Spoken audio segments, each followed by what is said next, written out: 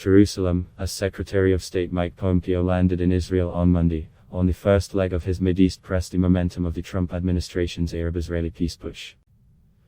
Pompeo was scheduled to meet with Israeli Prime Minister Benjamin Netanyahu in Jerusalem and discuss the recently announced historic agreement between Israel and the United Arab Emirates, brokered by Washington, to establish diplomatic ties.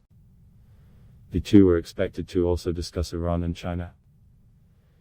The agreement delivered a key foreign policy victory to President Donald Trump as he seeks re-election and reflected a changing Middle East in which shared concerns about archenemy Iran have largely overtaken traditional Arab support for the Palestinians. Earlier this month, the U.S., Israel and the EU announced the deal to establish full diplomatic relations, which also requires Israel to freeze its plans to annex parts of the occupied West Bank sought by the Palestinians as part of their future state.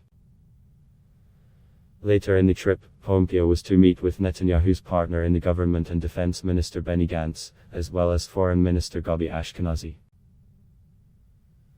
After his Israel stop, Pompeo was also slated to visit Sudan, the UN, Bahrain, with additional stops in the Gulf possible, the State Department had said. In Sudan, the Secretary of State said he would push for deepening the Sudan-Israel relationship.